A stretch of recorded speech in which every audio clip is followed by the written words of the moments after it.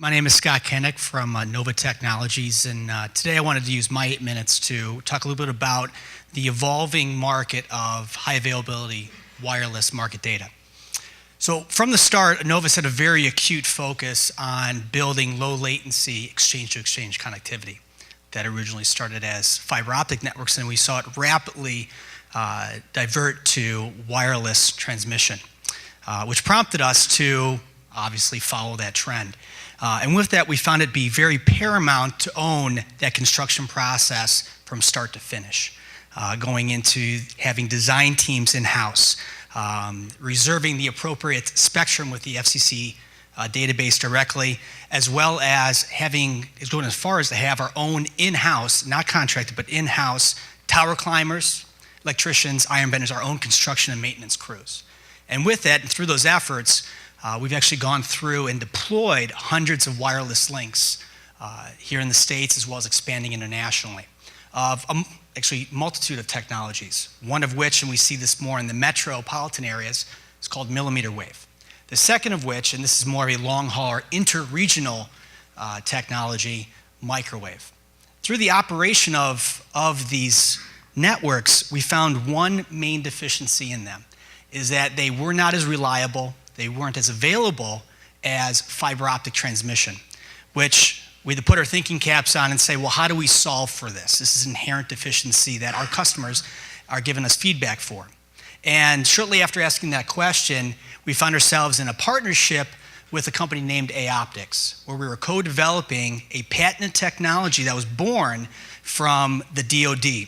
And this technology marries together two transmission mediums, one being millimeter wave and the second being laser or free space optics, which someone kindly alluded to earlier. With that, I wanted to jump and show you guys a production that the Anova team put together actually for last year's CME Tech Talk. So this will be the second viewing of this, but I wanted to show this to you guys in any case because I found it to be powerful enough and comprehensive to show to what lengths we go through to construct these networks, as well as it gives a very good depiction of how our laser technology works in the field.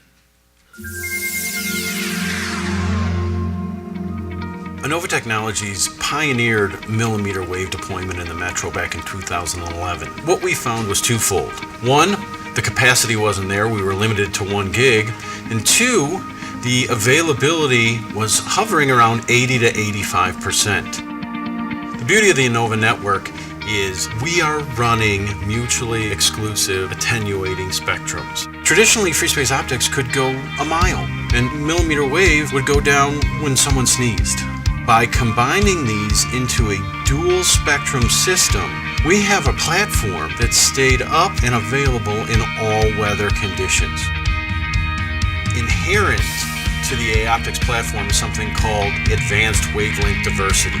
And what that gives us is 99.9% availability in all weather conditions. We know we have this type of availability because we're tracking it. What we've done is we have installed an airport-grade weather station on top of our roof. And that sits directly next to a test link. This is what we SLA off of. The other aspect of availability is tower twist and sway. It is what it sounds like. High winds will buffet a tower up to 3 degrees. We've been able to compensate for this by adding a component called active beam steering. In real time, the dishes auto-rotate in a 360-degree fashion to keep the far end and the near end constantly aligned. Here's a ULL 3000 unit set up on a motion table. We're going to start out with some low-frequency movement, like wind gusting or snow and sun buildup. You will see a constant 2 gig per second data rate, error-free. Next, we move to high frequency. This would be wind buffeting or perhaps work getting done on the tower. Yet you have the same results, which is 2 gigabit per second of constant data rate coupled with an error-free transmission. So it's not just about equipment. You can have the best equipment, but if you're not deployed on the shortest path, you're not going to have the lowest latency. Our equipment actually can be deployed as close to the great circle because we can put it on non-traditional structures. We've registered well over 5,000 links with the FCC to be able to identify all of these paths. Our software actually identifies all of the structures, traditional and non-traditional, I'll say poles, towers, buildings, rooftops, anything that has height. We've developed the ability to perform a desktop line of sight without obstructions. And then it runs literally thousands of permutations to identify the shortest path as the crow flies with a clear line of sight. In the real world, you're going to have blockages, you're going to have things that are going to get in the way. An example of this is we were shooting from a tower to a rooftop. So our software was running its routine on a path. It identified that it was passing a dock. And in that shipping yard, there were cranes. What it ended up doing was it just clipped the edge of it so it would avoid the cranes and not be blocked. The next thing it identified was a truncheon of a bridge was in the way. So it literally just moved a little bit to avoid the blocking of the truncheon of the bridge. And then there was a rooftop that was in the way. We raised the height and the location at the end point slightly, and we were able to pass over that rooftop and have a clear line of sight with the shortest distance. With this software we developed, we're way ahead of the curve of anyone else. We have 2 years of experience and knowledge in deploying it, and we've been 100% successful so far. We spent an awful lot of time looking at this and figuring out ways to make our path snap to the great circle, which is the shortest distance between 2 points according to the curvature of the Earth. That's the most important design criteria. This is what makes us the only choice for trading firms and exchanges alike. We're pushing the limits out there because it's inherent to who we are. It's in our DNA. We may look like a carrier, but we feel an awful lot more like an engineering firm. And I think that makes us appreciate our jobs a little bit more and gives a better product set to the end users. Very good. So that demonstrates that the technology is there, and literally that's the race to zero. We've pretty much achieved that.